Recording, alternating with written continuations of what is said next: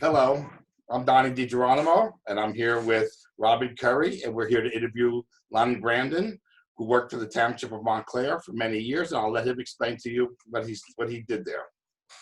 Okay, Lon. Greetings. How are you both? Hi. Well, as Donnie said, I'm Lonnie Brandon. I worked for the Township of Montclair for 33 years, and I started out as an activities director in 1973, and I retired as the director of Parks, Recreation, and Cultural Affairs in 2005. I believe it was five. I lose track of time now, but I had a very rewarding career there. It was hometown, and I really appreciated the opportunity to work in town and to serve the residents of Montclair. Specifically with the 4th of July parade, I was involved with that from the very first day I started working there and until I retired. The parade actually was started in 1949, I believe it was. And I'm going to correct you there.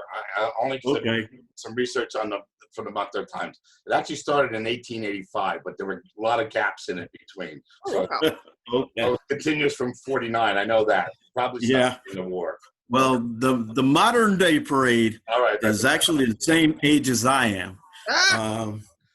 And that would be 70. And what happened was during the Korean War, there was one year where they did not have a parade.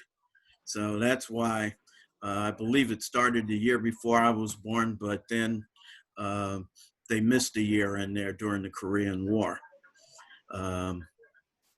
But when I first started working for the town in 73, I was informed in my initial interview that if I was hired, I'd be working every holiday. 4th of July was included. So for about 35 years straight, I never had the 4th of July off. I was always working. And, managing the parade and some of the other activities, the fireworks that was always held at Woodman Field back during my tenure there. But the parade was very, very popular with the entire community. Every organization in town tried to get a float in the parade or a marching group, and if they were too old to march, they generally rode in cars. So it was really a very well-received activity for the entire township. The average attendance we used to estimate at somewhere about 10,000 for the parade and the fireworks. So you can see a lot of people in town really enjoyed it. In fact, along the parade route, a lot of residents would have parties. Those who lived particularly on Midland Avenue. There are a lot of residents there, and it's a residential area, and many of the homeowners there would invite their friends over who lived in other parts of town, and they would set up these big extensive parties on their front lawns to view the parade. So I really enjoyed it.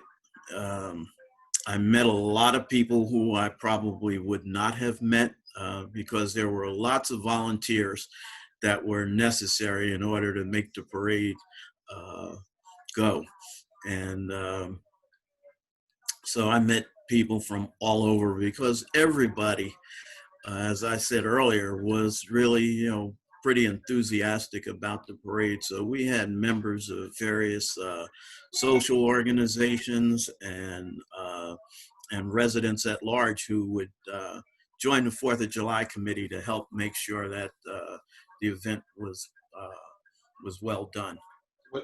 The last couple of years, I've been involved with it for the last dozen years, and I usually take pictures along the way, and I take pictures of the people watching the parade, and that's going to be shown on our videos over the 4th of July weekend. But Montclair's famous for its diversity, and we know how that always worked or not worked in town. But if you watch the parade, it's a mix of everybody all along the route. I mean, people sitting together, all different ethnic groups, black, white, everybody. And it always amazes me. I mean, that seems where Montclair is most diverse, because everybody along the route is just sitting and enjoying the parade, waving and and having a great time. Have you experienced that when you were in the parade, Robin? Oh, absolutely. Both at the parade and the fireworks, I used to walk all through the people seated on the football field for the fireworks. And it was amazing. Just talking to people, as you walk through the crowd, and, everybody was always very friendly and always had positive things to say about the activities, of the day. A quick little anecdote. In 2018, of course, I was retired at that time, but I was hosting 3 African students from Wagner College. They were part of the Mandela Washington Fellowship, and I brought them over to the 4th of July parade. And I mean, they had the best time. They were running out, shaking hands to the people, as the floats would, as they passed by.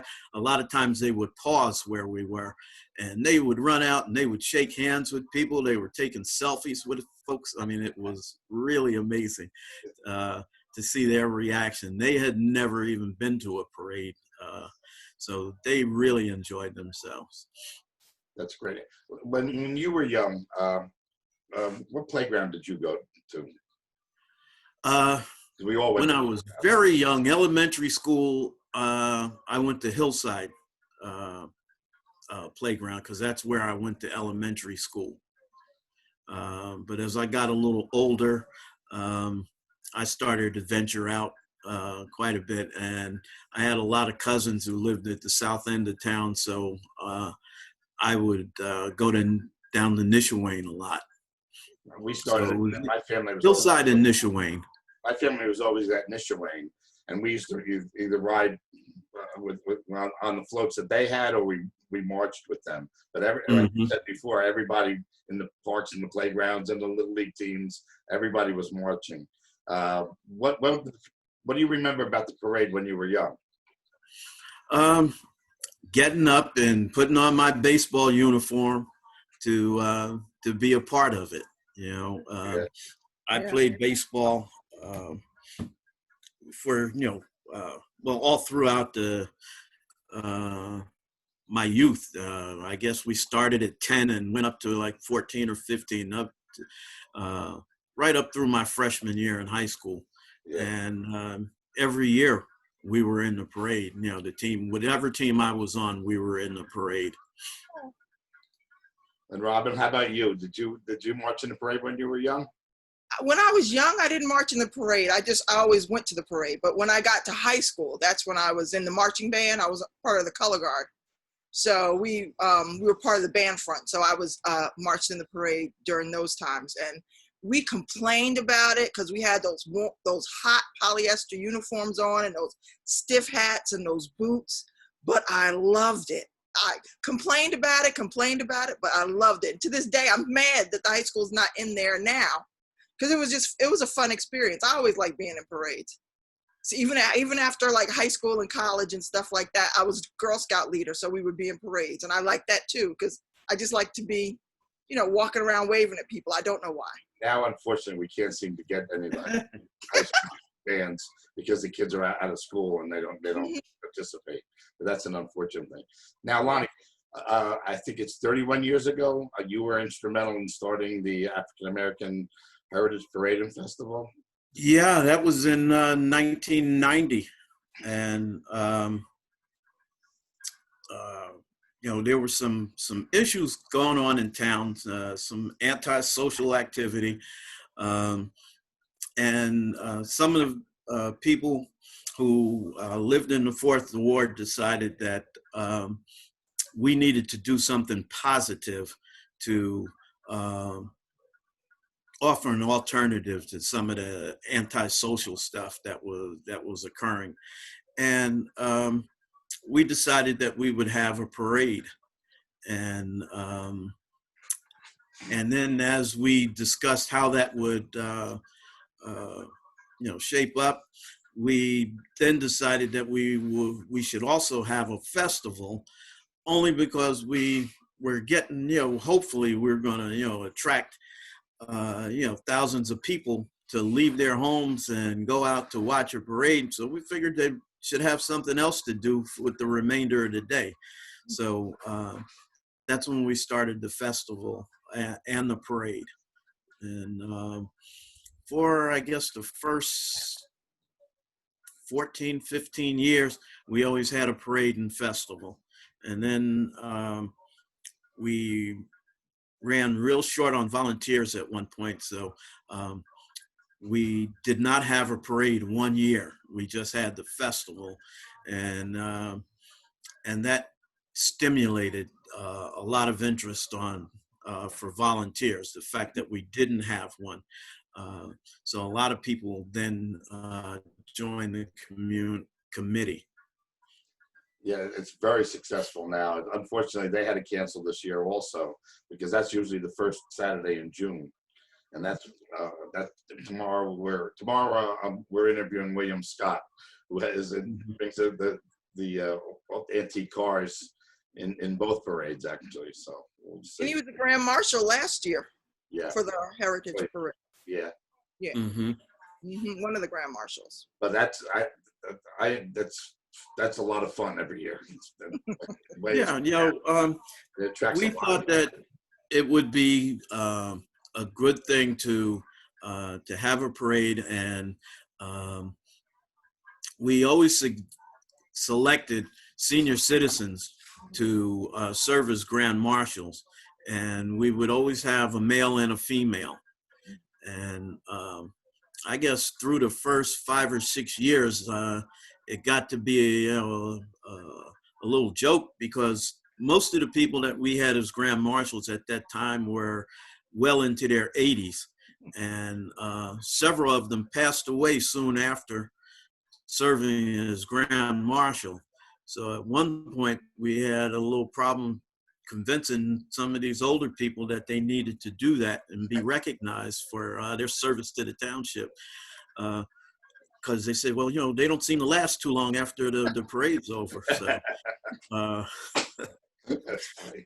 it was that was something that we had to negotiate, but it really was very well received, and we always tried to highlight as our grand marshals people who were more or less unsung heroes in the community, people who had been in the trenches and done a lot of work, but had never really been recognized for their contributions. And Montclair has a lot of them. Yes, absolutely. Yeah. Anything else you want to add about the parade? Anything you would like? Any other thoughts? I respond much better to questions. At this point in my life, when I sit down and I try to start to think of things to talk about under pressure, it gets a little difficult. But well, that's good. You've had a full life. You've had a full life, so you have many things to choose. Yeah. Yes, Robin. Question: did you have since you were involved in so many parades? Did you have a favorite group or organization that marched that every year you wanted to see them come out and perform? Or it doesn't have to just be one, but I know a lot of people have their favorites now. No, not really. until I became the director of the department in 1992, I never really got to see much of the parades up to that point because I was always responsible for the logistical setup of everything. And, so I was always running around with a two-way radio on my hand and, trying to make sure that everybody was where they were supposed to be and, those kinds of things. So I didn't see a lot of parades early on. After I became the director of the department, though, I announced every parade. So I did have an opportunity to see all of the groups as they came through.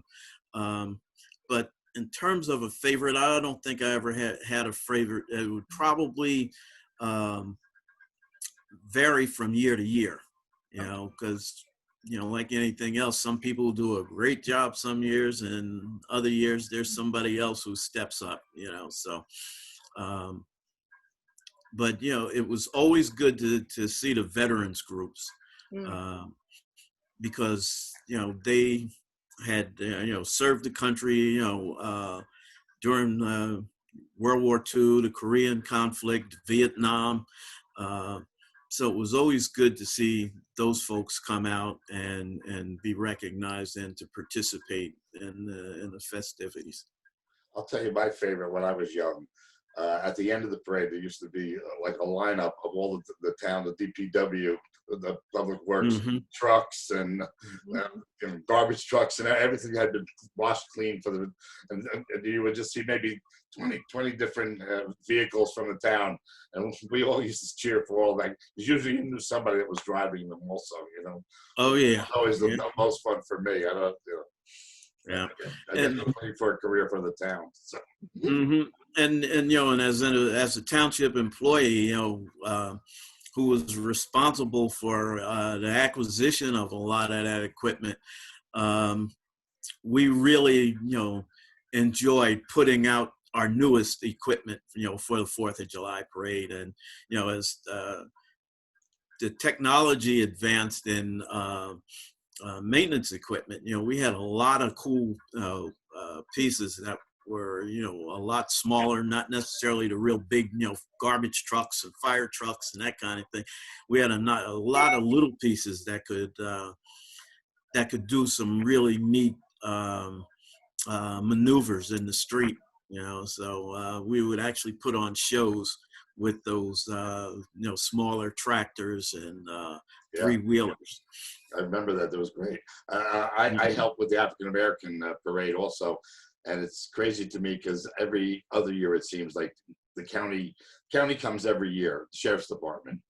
And one year they came, this is when they were going, when we then went down Willowdale Avenue.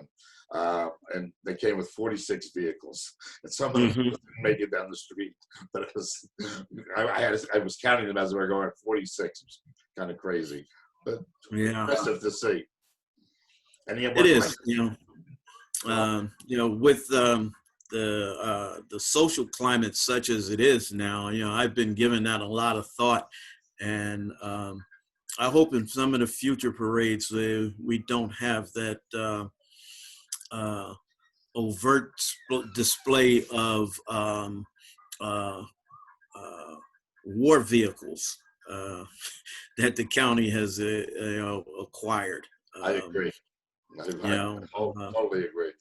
Yeah, I think some of those things need to be curtailed, and I mean, if they have them, I don't think they need to parade them around, and because I think it tends to intimidate people, to a degree. Rob, you have any more questions?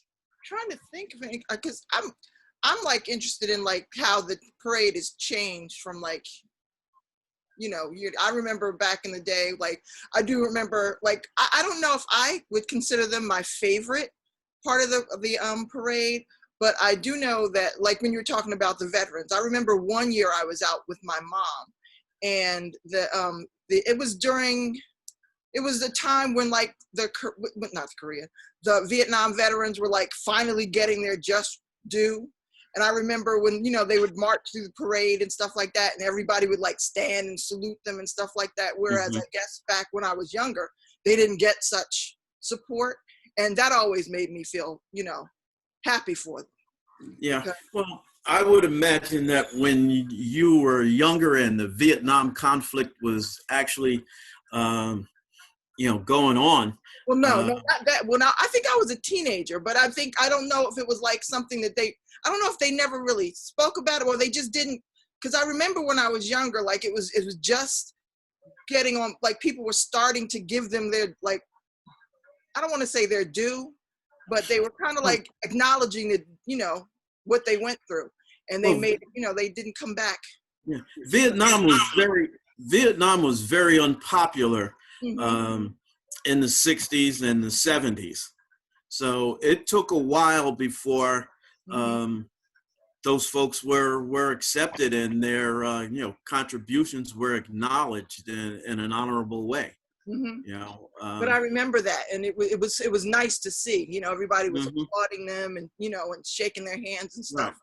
And that really meant a lot to me. Oh God. Yeah, and I'm sure it meant a lot to them because, as I said, they, for a long time they were ostracized, for taking part in that. Mm-hmm. I in my research, I've been looking through the archives of the Montclair Times, which go back to 1877, and in 1905, Montclair had a big parade. I mean, there were gaps, and sometimes they just had speakers. But this one, they had a big parade, and it started on Spring Street, which was by Lackawanna Plaza, and it kind of weaved around Bloomfield Avenue, off Bloomfield Avenue, back onto Bloomfield Avenue, and ended at the old high school, which was actually in the playground of Hillside School.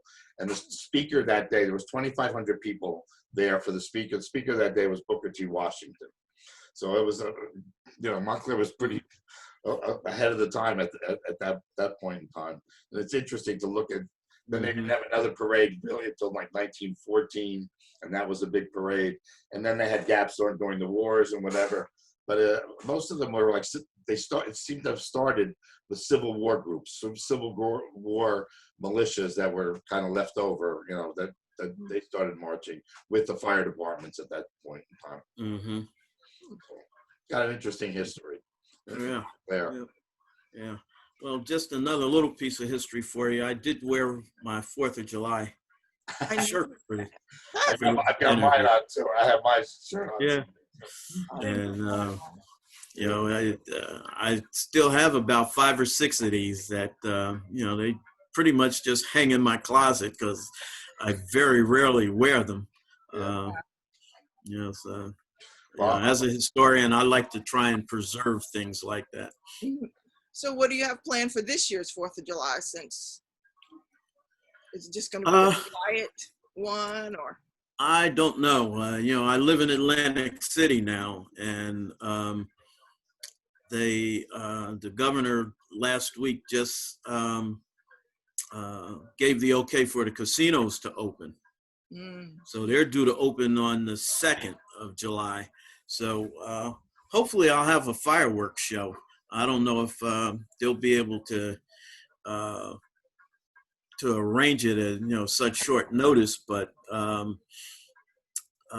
those people who do the fireworks will probably have some openings because most municipalities won't be doing anything. But here, 2 or 3 of the casinos will shoot fireworks off their roofs. Oh, that's so cool. We get some pretty nice displays here. Yeah, that should be good. And how do you like the Atlantic City? Yeah, so that will probably be the highlight of my 4th of July this year because I won't be traveling too far. Yeah. Well, hopefully Robin will be at my house with the rest of the committee. Yeah. We have to be socially distanced with masks. So we'll see what else. Okay. Well, okay. I think that we can end this. And thank you very much for talking with us. Well, thank you for inviting me, and enjoy your 4th of July. Thank you for all your contributions over the years. I got to see you up close a lot, very often. You did a lot for Montclair. You and your family, everybody. So yeah, well, I love Montclair, and as I said when I started, I felt very fortunate to be able to grow up there and then to work there for 35 years or so. Yeah. Well, you stay safe and bless you and your family. Okay. Thanks, Lonnie. Thank you. And the same to you. All right. Bye now. Bye-bye now.